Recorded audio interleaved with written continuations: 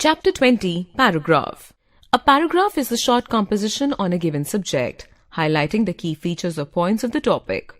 The points listed below should be kept in mind while writing a paragraph. It is a good practice to jot down the points in rough that you want to cover in the paragraph.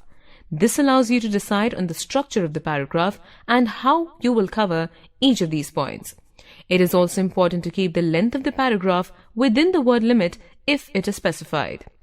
You must not compromise on the coherence or the meaning of the paragraph in an effort to fit too much matter or by using inappropriate language.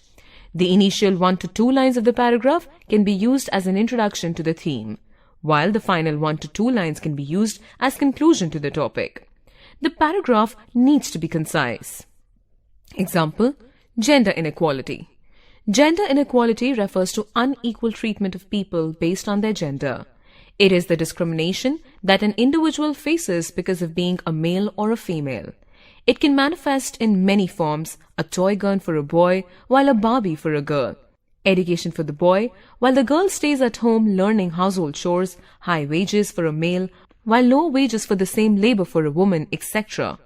Gender inequality is rampant in our lives in every sphere, and is the root cause of why a lower number of successful women are present in every occupation as compared to their male counterparts.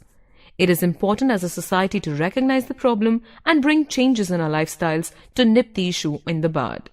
Children need to be sensitized towards gender equality at home as well as at school. Boys need to be taught to cook, while girls need to be encouraged to dream. Environment conservation. Industrialization and urbanization have ushered in an era of nature destruction.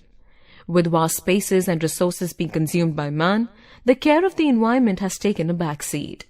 The air is no longer clean, the water is no longer pure, and the land is no longer fertile.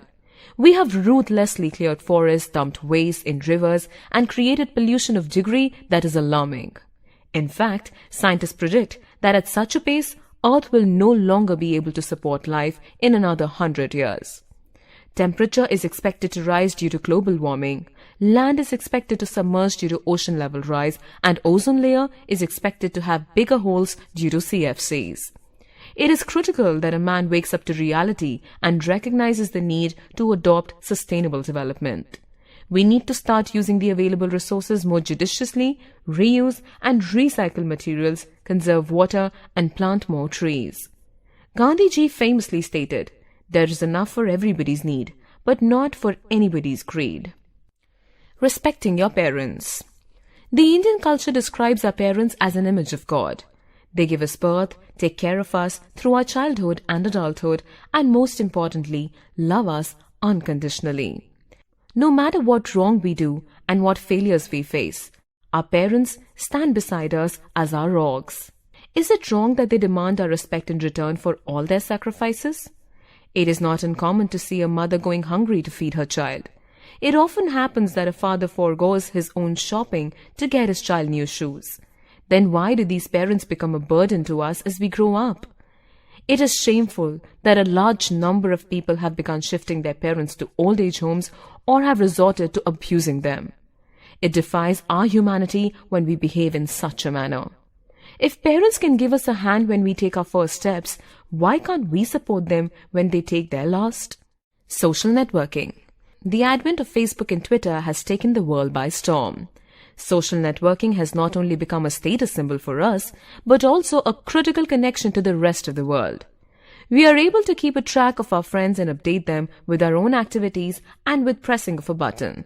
There is no doubt about the fact that such technologies have brought us closer to their social connections. But how many of us now know who their neighbors are? How many of us can claim that we are not addicted to these artificial interfaces? People have forgotten that the human touch provided by get-togethers or even phone calls are essential for healthy relationships. There needs to be a balance in our lives between our online networking and human networking.